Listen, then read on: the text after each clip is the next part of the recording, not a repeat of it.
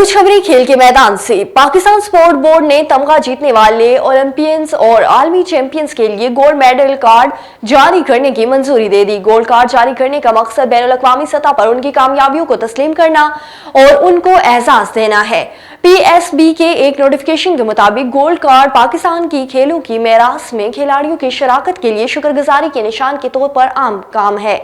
और जनूबी अफ्रीका को वनडे सीरीज में क्लीन स्वाइप करने के बाद पाकिस्तान की तवज्जो अब टेस्ट सीरीज पर मुंतकिल हो चुकी है, जिसका आगाज आज से सेंचुरियन में होगा।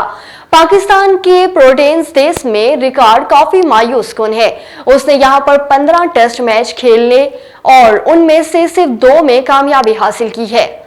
आखिरी मरतबा पाकिस्तान ने जनूबी अफ्रीका में कोई टेस्ट मैच 18 बरस कबल जीता था, जबकि एशिया से बाहर ग्रीन कैंप्स ने 2021 के दौरा वेस्ट इंडीज के बाद कोई टेस्ट मैच नहीं जीता। एक रोजा सीरीज में शानदार कारकर्दगी के बाद पाकिस्तानी टीम के हौसले काफी बुलंद और महदूद और परफॉर्मेंस को तवील फॉर्मेट में भी बरकरार रखने की ख्वाह हैं। और पाकिस्तान और जनूबी अफ्रीका के दरमियान 2 मैचों की सीरीज का पहला बॉक्सिंग डे टेस्ट आज सेंचुरियन में खेला जाएगा। कौमी स्क्वाड की बॉक्सिंग डे टेस्ट के लिए तैयारियां मुकम्मल हो गई।